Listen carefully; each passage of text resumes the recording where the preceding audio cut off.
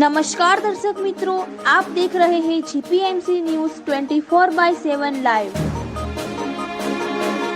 Aravalli Vidya Bhavan trust સંચાલિત DD Thakar arts અને કેજે પટેલ કોમર્સ કોલેજ ખેડ બ્રહ્મા ખાતે કોલેજ સભાગૃહ, ગ્રંથાલય અને આદિવાસી સંસ્કૃતિ કેન્દ્રનું નામકરણ સમારોહ યોજાયો। આજ તારીખ 21/2/2026ના રોજ અરવલ્લી વિદ્યાભવન ટ્રસ્ટ સંચાલિત ડીડી ઠાકર અને કેજે પટેલ કોમર્સ કોલેજ ખેડ બ્રહ્મા ખાતે ત્રિવિધ મહોત્સવ અંતર્ગત કોલેજ સભાગૃહને શેઠ શ્રી અરવિંદ નરોત્તમ લાલભાઈ સભાગૃહ, ગ્રંથાલયને શિક્ષણવિદ શ્રી હરિહર શુક્લ ગ્રંથાલય અને આદિવાસી સંસ્કૃતિ કેન્દ્રને શ્રી ભગવાનદાસ પટેલ આદિવાસી સંસ્કૃતિ કેન્દ્ર એવું નામકરણ કરાયું। કાર્યક્રમની શરૂઆત સરસ્વતી વંદનાથી થઈ। એ પછી સંસ્થાના કાર્યાધ્યક્ષ શ્રી જશુભાઈ પટેલે ઉપસ્થિત મહેમાનોને આવકાર્યા। ત્યારબાદ ટ્રસ્ટીગણ શ્રી જેઠા બાપા, શ્રી હરિહર પાઠક અને શ્રી વસંતભાઈ પટેલે કોલેજના વિવિધ પ્રકલ્પોનું નામકરણ કરવા સંદર્ભે ભૂમિકા બાંધી હતી।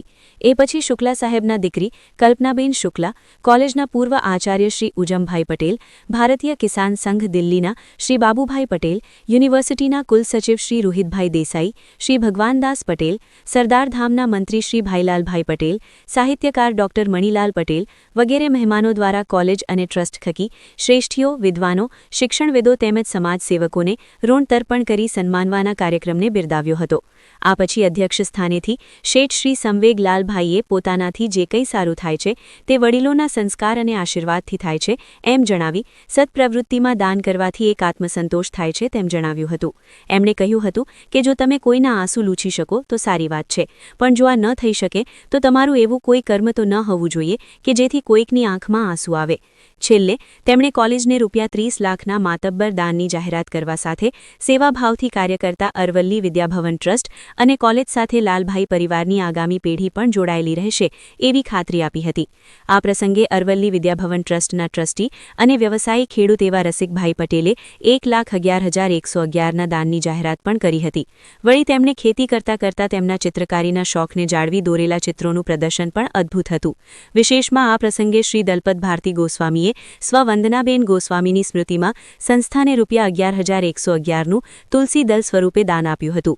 આ પ્રસંગે શુક્લા સાહેબના દીકરા શ્રી ચેતનભાઈ શુક્લ અને શ્રી કંદર્પ શુક્લ તેમજ ડોક્ટર ભગવાનભાઈ પટેલના દીકરા અમિત પટેલ અને દીકરી જિજ્ઞા પટેલ પણ હાજર રહ્યા હતા।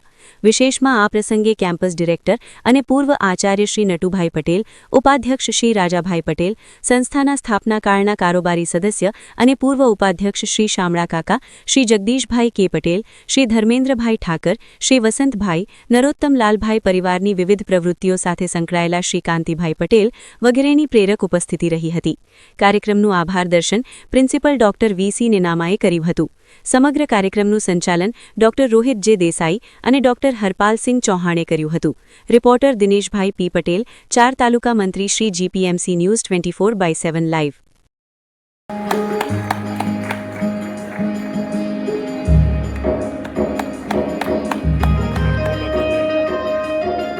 આભાર સાહેબ।